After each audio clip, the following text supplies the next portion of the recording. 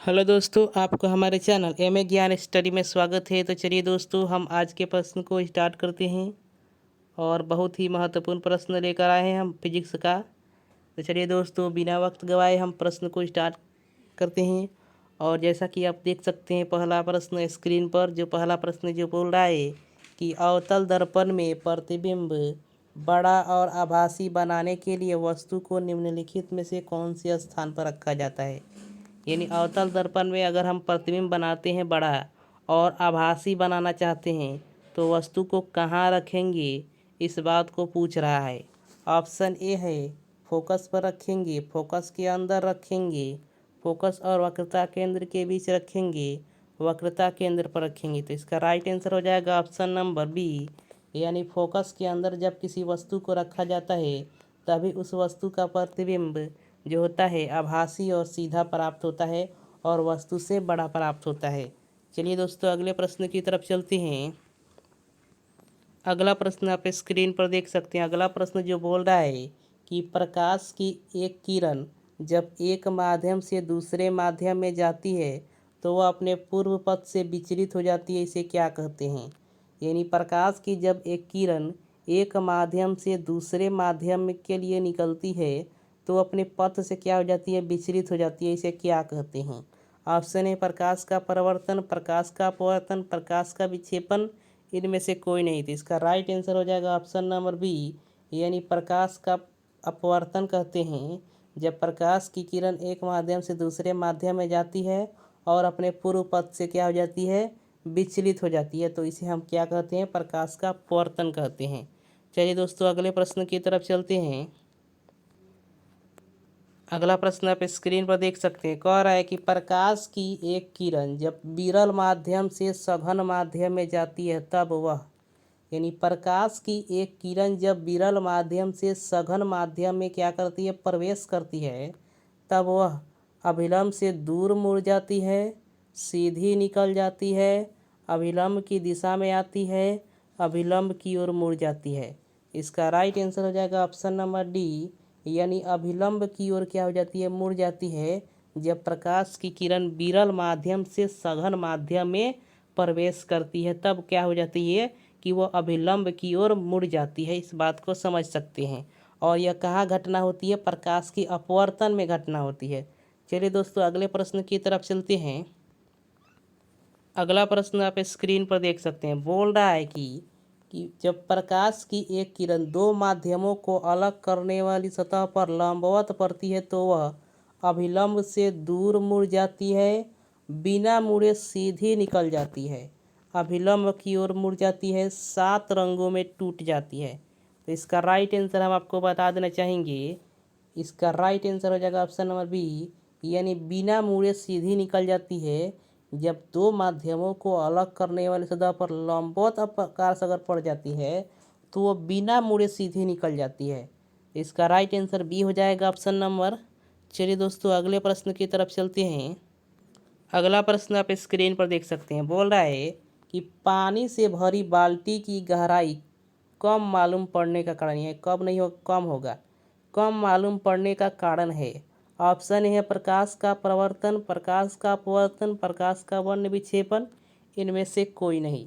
यानी जब पानी से भरी बाल्टी होती है उसकी गहराई हमें कम मालूम पड़ती है, तो इसका कारण पूछ रहा है। इसका कारण क्या हो सकता है कि उसकी गहराई कम मालूम पड़ रही है। इसका राइट आंसर हो जाएगा ऑप्शन नंबर बी, यानी प्रकाश का अपवर्तन। प्रकाश के अपवर्तन के कारण जो क्या होती है कि किसी बाल्टी की गहराई जो होती है, अगर उसमें पानी रख दिया जाता है तो उसकी गहराई कम हमें मालूम पड़ती है।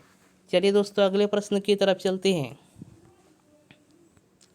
अगला प्रश्न आप स्क्रीन पर देख सकते हैं। अगला प्रश्न जो बोल रहा है कि जब प्रकाश एक माध्यम से दूसरे माध्यम में जाता है तब अपवर्तन होता है। यानी प्रकाश जब एक माध्यम से दूसरे माध्यम में प्रवेश कर जाए तब उस समय क्या होता है कि अपवर्तन होता है। अब अपवर्तन क्यों होता है, इस बात को पूछा जा रहा है।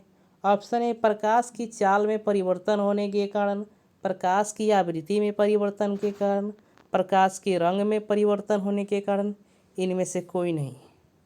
तो इसका राइट आंसर हो जाएगा ऑप्शन नंबर ए, यानी प्रकाश की चाल में परिवर्तन हो जाता है, जिसकी वजह से अपवर्तन की घटना होती है।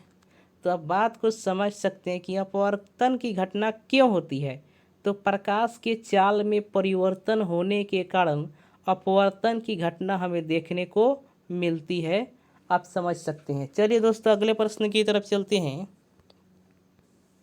अगला प्रश्न आप देख सकते हैं स्क्रीन पर, है सघन माध्यम से विरल माध्यम में प्रवेश करने पर आपतन कोण तथा अपवर्तन कोण में क्या संबंध रहता है। यानी जब प्रकाश सघन माध्यम से विरल माध्यम में प्रवेश कर जाती है तो आपसे पूछ रहा है कि आपतन कोण तथा अपवर्तन कोण में जो संबंध होता है, इस बात को आपको बताना है। ऑप्शन है दोनों कोण बराबर होते हैं, आपतन कोण बड़ा होता है, अपवर्तन कोण बड़ा होता है, कोई निश्चित संबंध नहीं है। तो इसका राइट आंसर हम बता देना चाहेंगे ऑप्शन नंबर सी, अपवर्तन कोण उस समय क्या हो जाता है, बड़ा हो जाता है, जब क्या होती है कि सघन माध्यम से विरल माध्यम में प्रवेश करने पर आपतन कोण और अपवर्तन कोण में जो यह संबंध होता है कि अपवर्तन कोण बड़ा हो जाता है आपतन कोण से। चलिए दोस्तों, अगले प्रश्न की तरफ चलते हैं। अगला प्रश्न आप स्क्रीन पर देख सकते हैं, करे किसी बिंदु वस्तु से निकलकर किरणें किसी लेंस से अपवर्तित होकर जिस बिंदु पर मिलती है उसे कहते हैं।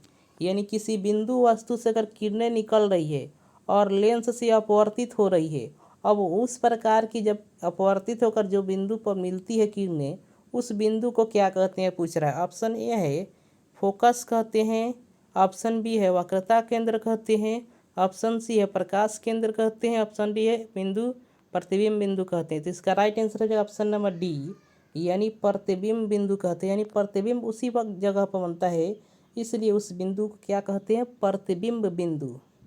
चलिए दोस्तों, अगले प्रश्न की तरफ चलते हैं।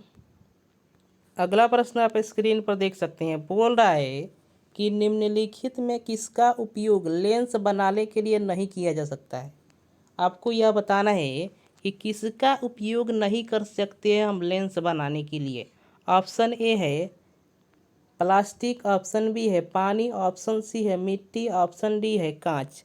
तो इसका राइट आंसर हो जाएगा ऑप्शन नंबर सी, यानी मिट्टी का प्रयोग जो होता है कभी भी लेंस बनाने के लिए प्रयोग नहीं किया जा सकता है।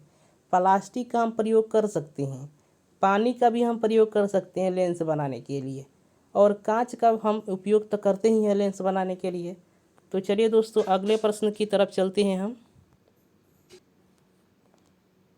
अगला प्रश्न आप स्क्रीन पर देख सकते हैं, कह रहा है निम्नलिखित में किसी वस्तु का वास्तविक प्रतिबिंब बना सकता है। ऑप्शन ए कांच की समतल पट्टी, ऑप्शन बी है अवतल लेंस, ऑप्शन सी है उत्तल लेंस, ऑप्शन डी है इनमें से कोई नहीं। यानी किसी वस्तु का क्या करता है वास्तविक प्रतिबिंब, कौन सी क्या होता है, कौन बना सकता है, इस बात को पूछा जा रहा है। तो यहाँ हम बता देना चाहेंगे इसका राइट आंसर हो जाएगा ऑप्शन नंबर सी, यानी उत्तल लेंस के द्वारा किसी वस्तु का वास्तविक प्रतिबिंब हमें प्राप्त होता है। तो चलिए दोस्तों, यही हम प्रश्न को समाप्त करते हैं और अगले वीडियो में अगले प्रश्न के साथ मिलते हैं। अगर वीडियो अच्छा लगा है तो चैनल को सब्सक्राइब कर दें, ताकि हम ऐसा ही वीडियो आपके लिए लेकर आते रहें। चलिए दोस्तों, धन्यवाद।